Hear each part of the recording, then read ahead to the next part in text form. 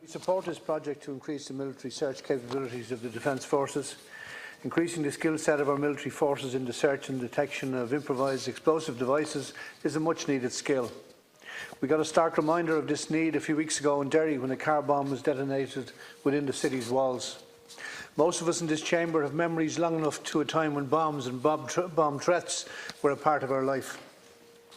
What happened in Derry reminded us that a return to such times could happen if we lose sight of what's important and weaken our commitment to peace.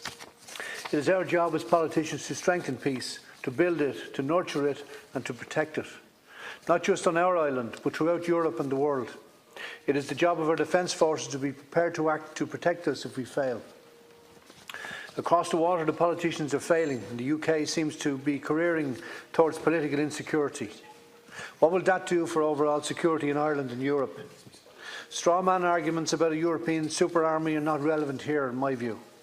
We in the Labour Party are implacably against such a prospect. But we are not against training our defence forces to be as professional as possible and to ensure that they can act to protect our safety. The threats that the world faces today are much different than the threats we faced in the past. The level of military search capability directly impacts their ability to resolve those conflicts. Our defence forces trainings need to evolve as explosive weapon development also continues to evolve. If our forces are going to continue to do effective work while maintaining their own safety, they must be trained in modern techniques and skills.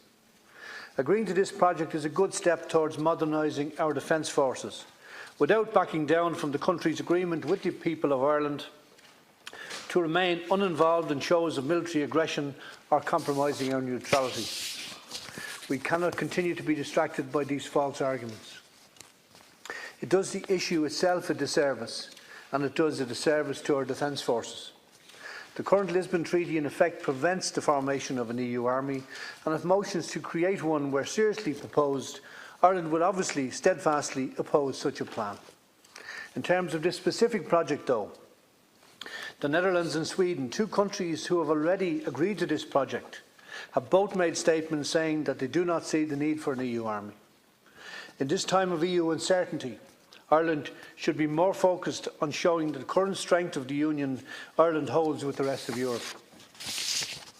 But with a threat of a no-deal Brexit a mere 38 days away, any show of division threatens the stable future of the continent.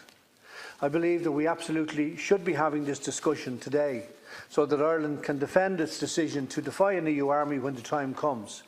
But this is not the time to do so.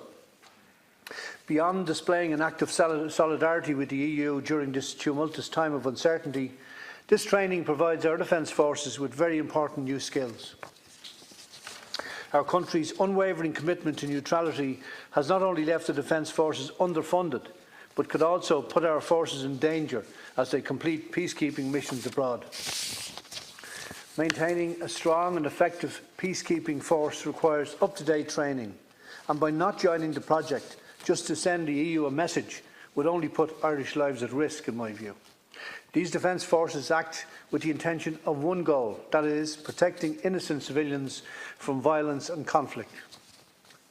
Expanding the Defence Forces ESSC team's military search capabilities allows for the teams to protect these civilians to the best of their ability. By no means should Ireland move away from its status as a neutral country. However, that neutrality must be viewed in a greater context. Joining this project allows for Irish Defence Forces to work capably and safely with other peacekeeping groups when and where they have been mandated to participate in such missions by the UN. Thank you, Kim Corley.